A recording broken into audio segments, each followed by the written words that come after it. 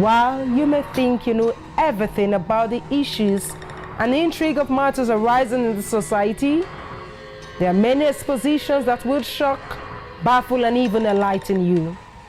The exclusive gives you answers to some of the hidden works of success. It is revealing, informative, incisive, educative, investigative, and soul-lifting. Join us on this special episode of The Exclusive.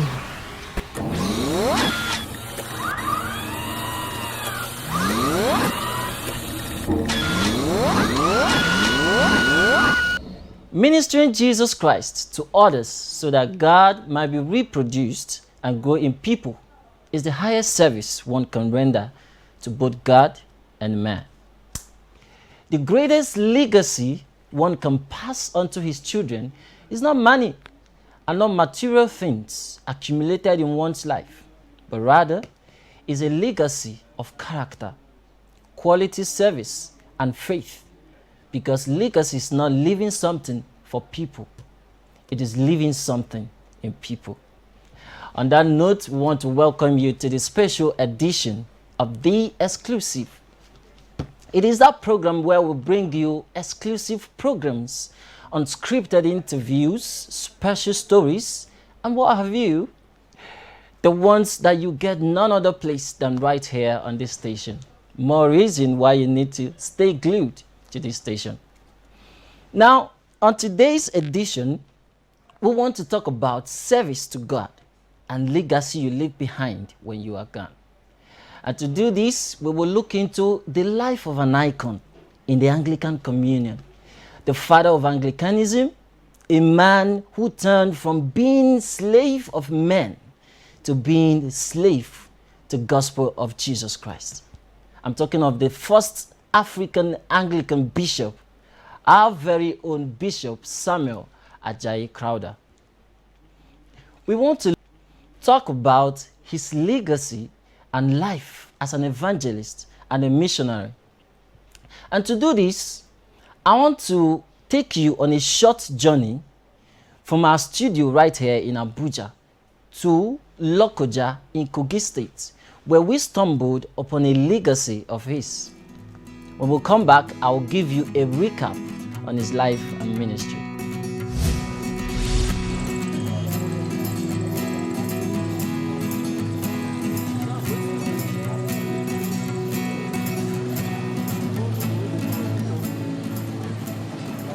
Right here, we're in Lokoja, a very historical place for the Anglican faithfuls. And right there is the Cathedral Church of Holy Trinity, where we understand our own very Bishop Ajayi Crowther stayed. And by my right here is the very first primary school in the whole northern Nigeria. You can look at it, Holy Trinity Primary School, the oldest primary school in northern Nigeria, built in 1865. We understand that Ajayi Crowther stayed somewhere there. So joining me is a vicar of the church to give us the foundation and the historical background of this place. I'm very sure you will like the ride. The location of the church is part of the land acquired by the early missionaries. And the Cathedral Church of the then Holy Trinity Cathedral was founded in 1865 by Samuel Ajayi Crowther of the Church Missionary Society of Nigeria. The land extends to almost 3 kilometers away from here. But I think because there was no foresight at that time to secure the land, people have come and taken part of the land away. And even where we are staying, we have boundary with people of the other faith.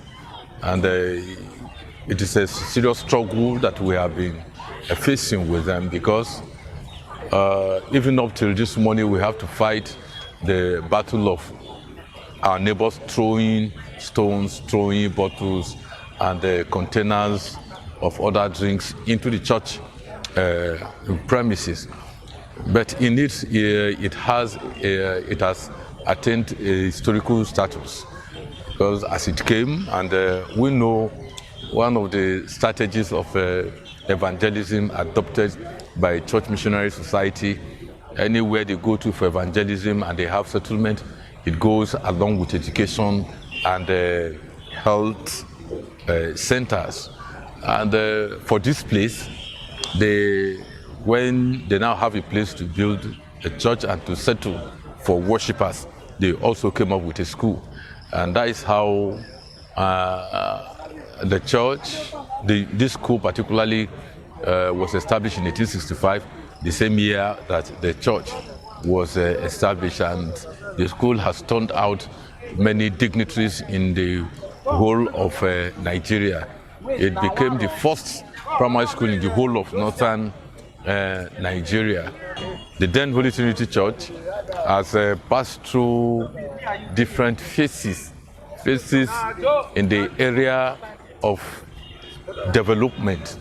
It has, right from its inception, about 4 of its structure, that is the physical structure, has gone down before we have this massive building now. And so it has had many priests, and we will not forget to appreciate the effort of the founding fathers in the sense of people that have labored to really establish Christianity and to bring about Anglican Church in our area here. It was from here that a Church Missionary Society launched out, especially to Niger State. So all the Anglican churches we have in in the whole of Niger State started from here. The missionaries took off from here to those areas.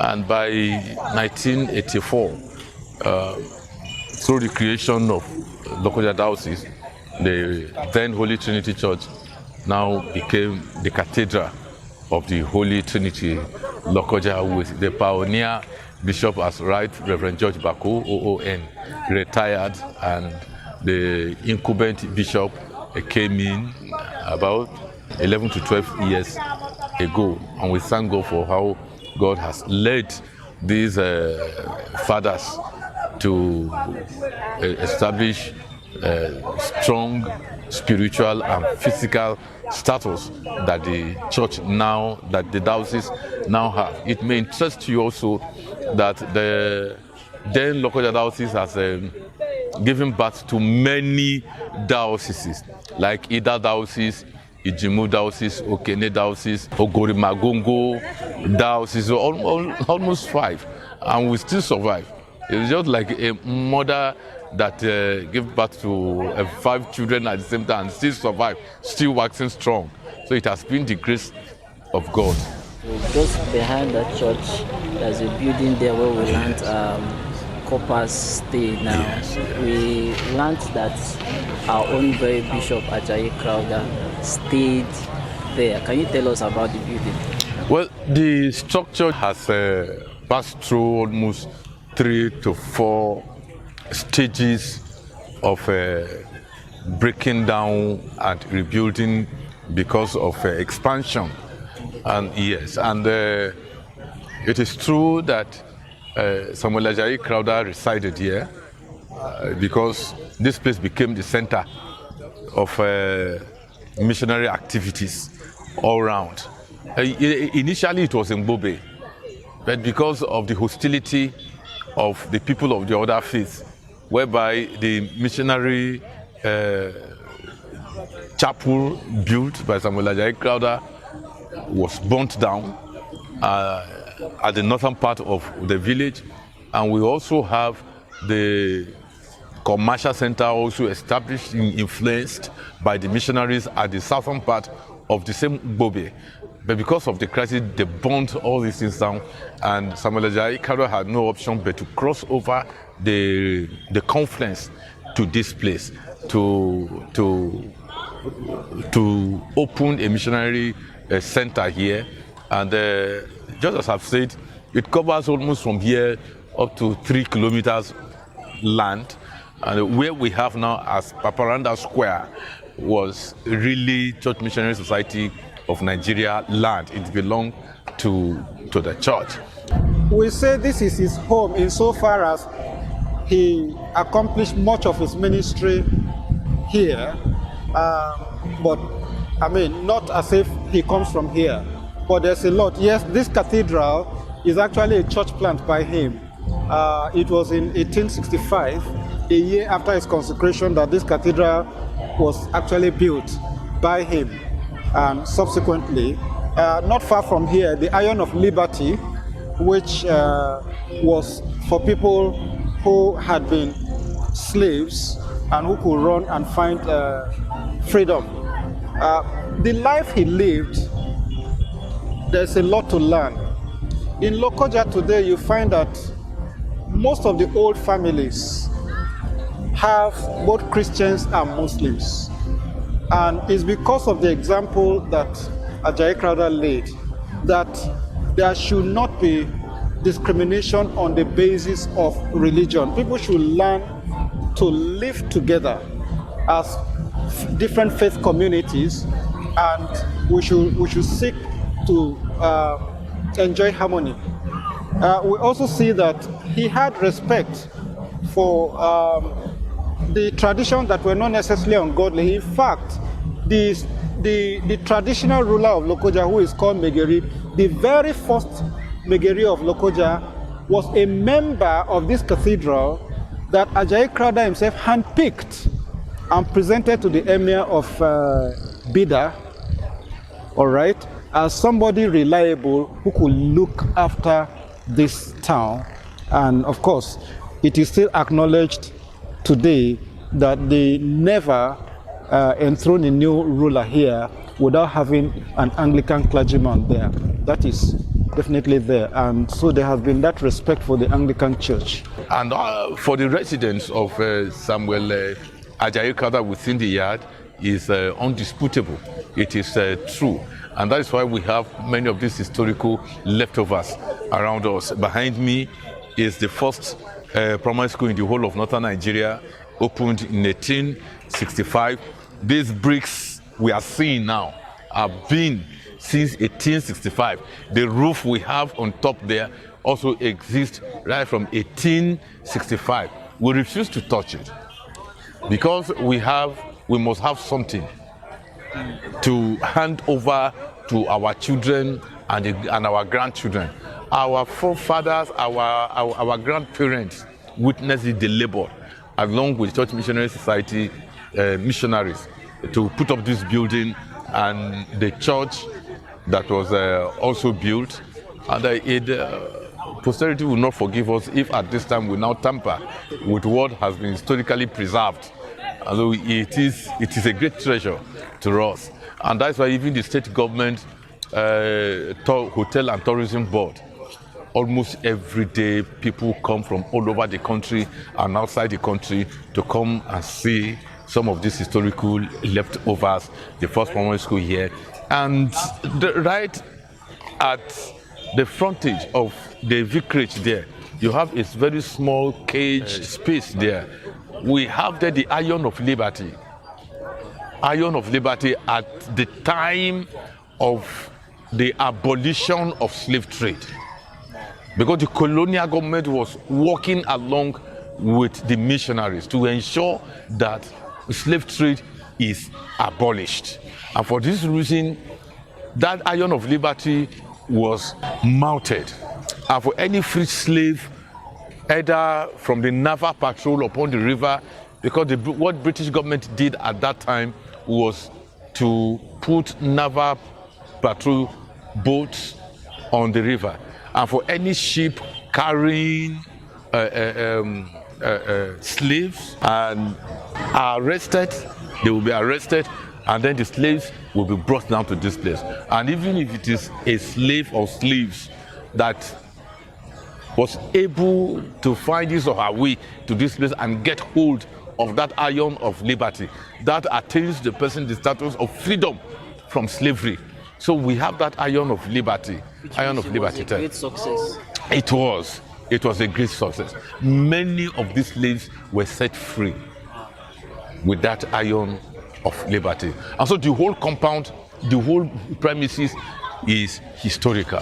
You step into this place, you have stepped into where the early church missionaries have worked, they have labored, where they have had their first worshippers, from where it started expanding, the church started expanding, and it now gets to its present status of being a cathedral.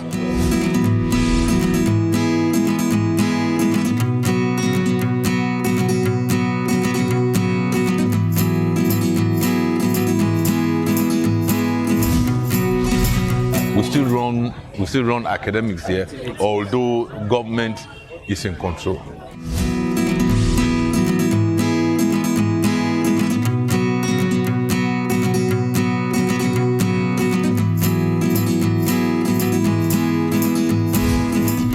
We've placed a lot of emphasis on Western education, and it is very sad, therefore, that the legacies that are all around us, like this school now, in the name of it being for the community, the local government has taken it over, and if you see the roof there, it's not repaired, nothing is done, and they just tell us it belongs to them. And we believe that this should change. There should be a commitment to consolidate that legacy in a positive manner. The reason is because of the negligence of the government. Okay. Can you tell us more about that? Well, it's the negligence of the government because education to many people and to some people in different leadership that have been coming and going. If education had been given its right priority in terms of government attention, what we have today wouldn't have been. Even the ones built by the government, we can look at it around. There's no attention at all. But we continue hearing from different governments that they will give so number of so amount of money for education, but you will not see it anywhere. And you go to many schools. What do you see there? Teachers that are half-baked. Teachers that are half-baked. And if it become a sin of let us just go and see them and go away, whatever we can eat there, let us eat it and go. This is the result, this is the outcome, this is a clear indication of what we can see of the attention of government today to education.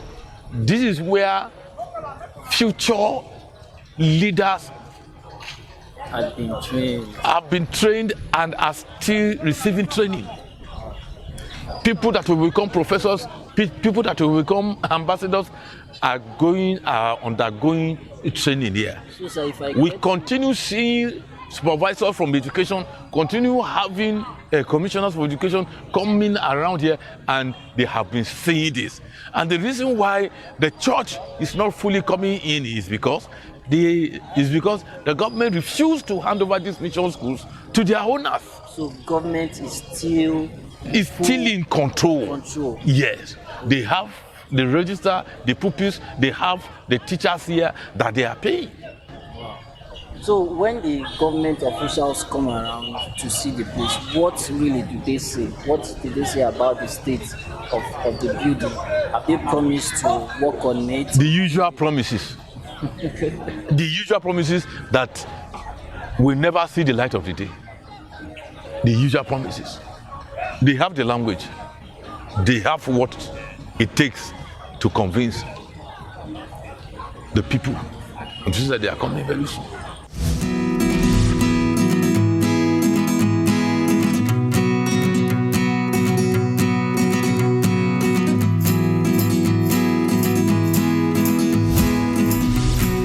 The church has been on it.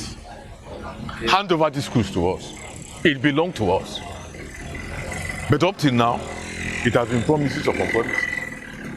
And let us come around discussion to have a sort of partnership. They are not ready to do that. Ideally, when somebody says, this is my heritage, why do you come up to struggle with him? Give it to him. If he squanders it, everybody will see it. But give it to us first of all. Let's see what will happen. And that's what gives birth to what we have now as Good Shepherd Anglican Academy. The bishop saw it that the original mind of the founding fathers of these missionary schools have been bastardized. The original vision to train children that will be godly, that will turn out to be disciplined, is no longer there. We cannot open our eyes and to look at the labor of our fathers to be in vain. If they will not give us, hand over Crowther Memorial Anglican College to us, let us begin another thing. And that was the mind that gave birth to Good Shepherd Anglican Academy. And the same thing with this one. By the time they give, there is a master plan for this building. There's a masterpiece, there's a vision for this building to maintain its historical importance. Yes. Was pasted by NYC. Tourism City. He said Bishop Crowther Holy Trinity Primary School, the first primary school in northern Nigeria, built in 1865. All right, sir. And let me show you, these woods have been there since 1865. Now, look at it. You look up, you see the name of the CMS there. Okay. CMS Okay. Lokoja. Up there, I can see Yes. CMS Lokoja. Yes. Wow. Most of these rooms were labeled that way. CMS Lokoja. And these are the zincs, the roof that has been there since 1865. You go and feel the thickness. You see the difference between what we have now and what it was in those days. And the bricks that we have, these bricks, as we have it now standing, that is how it has been since 1865. Wow. Since 1865. So the pupils come around here. This is their condition of learning. This is their environment of learning. And if it rains, it means they have to move them to another place. And not that the government is not aware of it. The government is aware of it. But it's only God that knows what the... So do you know the number of students schooling here? There are many classes in this particular building. We have up to 7 different classes in this particular building. Wow. So we should count about 60 pupils here. Sometimes you meet some of them on the floor. Daddy had given us exposition and a little historical background of where we are right now. You can see the primary school is nothing to write home about. It's nothing to write home about, and it's not good for the system of education of Nigeria at all. And we are calling on the government, whom we know they are aware of the state of this place. to come and preserve our heritage as Anglicans. The church is calling on government. We are calling on government. Please come and preserve the heritage, this heritage, or hand it over to the church as the church has been requesting.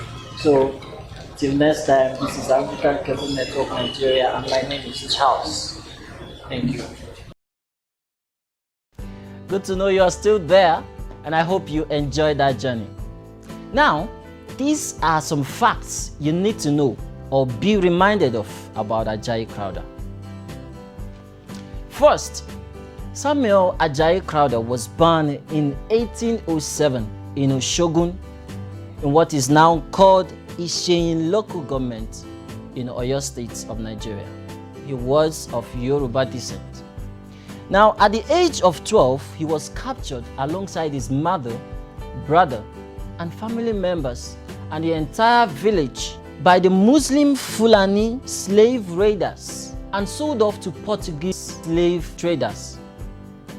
His slave ship was conquered and boarded by the British Royal Navy ship, and he was taken to Freetown, Sierra Leone, where he was released. In Sierra Leone, Crowther was catered for by the Church Missionary Society and was taught English. He soon became a Christian, and on 11th of December 1825, he was baptized by John Rayburn. While in Freetown, he began to develop interest in languages.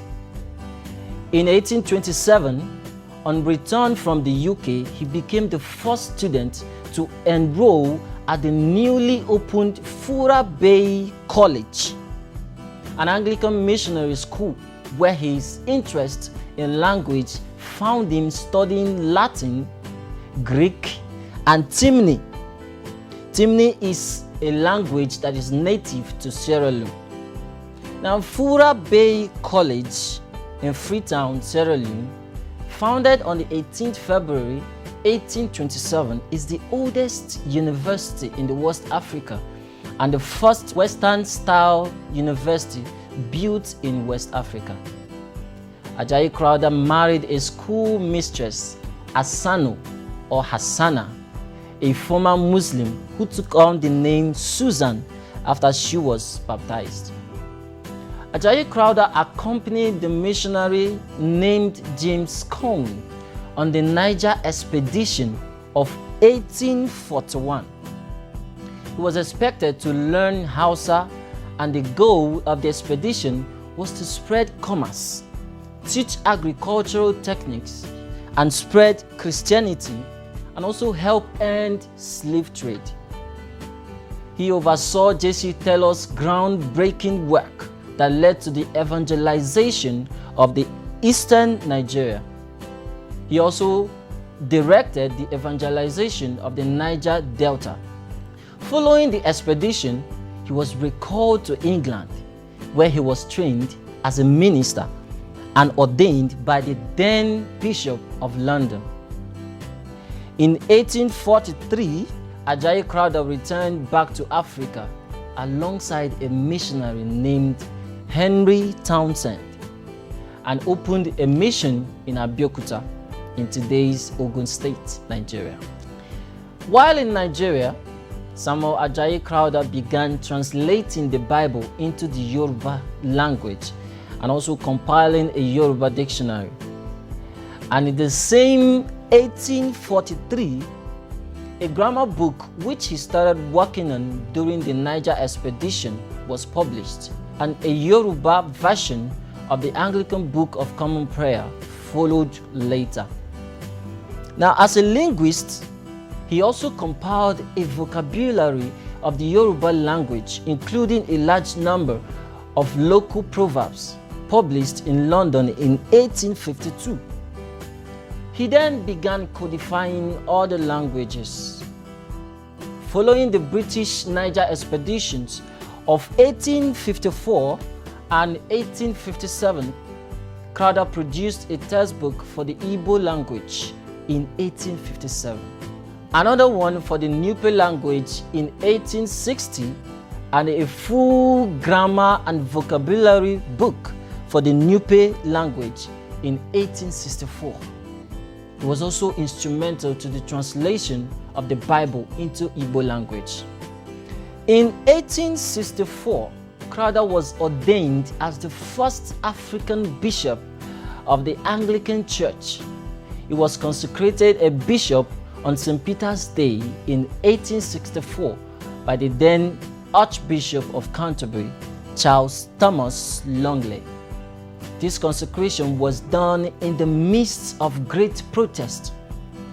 He later received the degree of Doctor of Divinity from the University of Oxford. In the mid-1880s, Crowther completed the supervision of the translation of the Yoruba Bible. Bishop Crowther is regarded as the father of Anglicanism in Nigeria and is credited with the bringing of many Nigerians to Christ.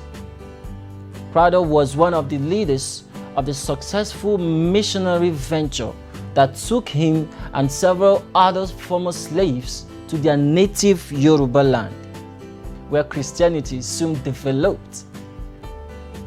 One of the first converts baptized by Ajayi Crowther was his own mom, who took on the name Hannah.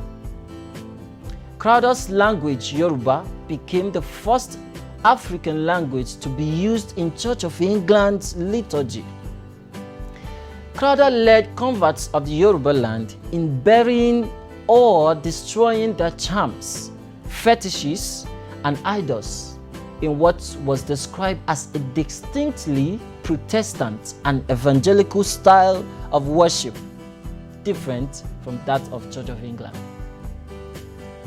Despite his passion and achievements, Bishop Crowther's mission was undermined and dismantled in the 1880s by the racist white Europeans, including some of his fellow missionaries. Samuel Ajayi Crowther died of stroke on the 31st December 1891. Crowther's grandson, Herbert Macaulay, became one of the first Nigerian nationalists and played an important role in ending British colonial rule in Nigeria. In 2014, the Archbishop of Canterbury and the leader of the Church of England, Justin Welby, apologized for the church's mistreatment of the Africa's first bishop, Samuel Ajayi Crowther, in a service titled Thanksgiving and Repentance, marking the 150th anniversary of Bishop Ajayi Crowther's ordination.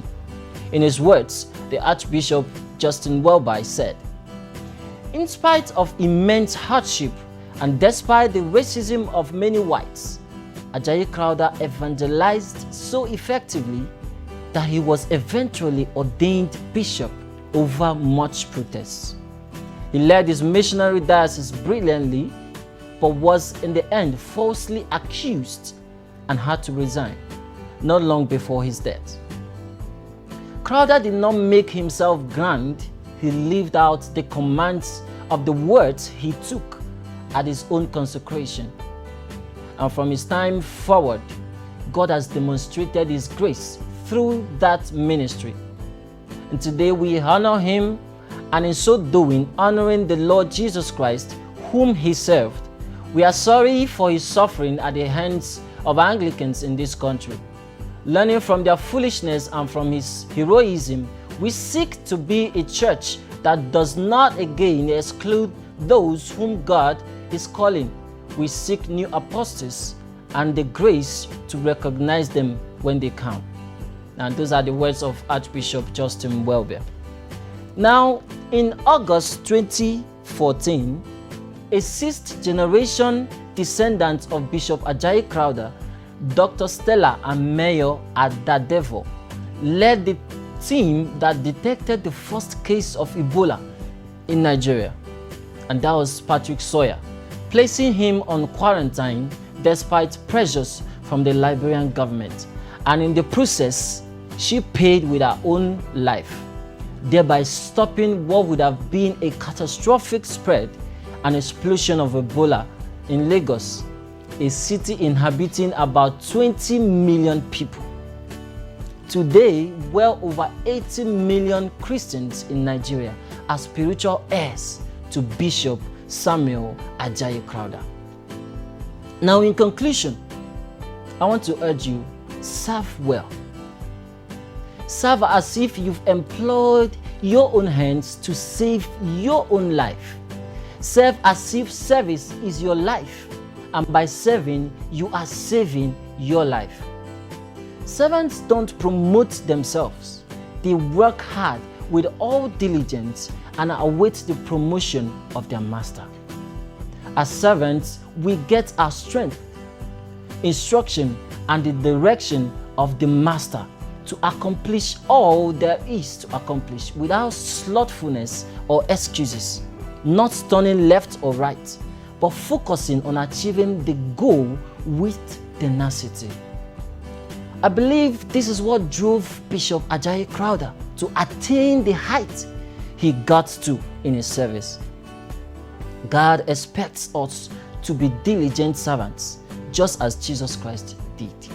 And after we have journeyed well to the very end, God will give a crown that will be far more awesome than they that did their work with the mindset of exalting themselves. We celebrate Bishop Ajayi Crowther today because he didn't look back after putting his hand in the plow. Shouldn't we do the same? Please learn from Bishop Ajayi Crowther. He didn't stop his work when he was undermined. And today, you can't talk about Anglican communion in Africa without mentioning his name. Please learn from him and serve well. My name is Charles Philip Wakolam, and this is where we bring the curtain down on today's edition of The Exclusive. But before we go, I'd like to urge you, please think about your legacy, because every day you are writing it. Do remain blessed.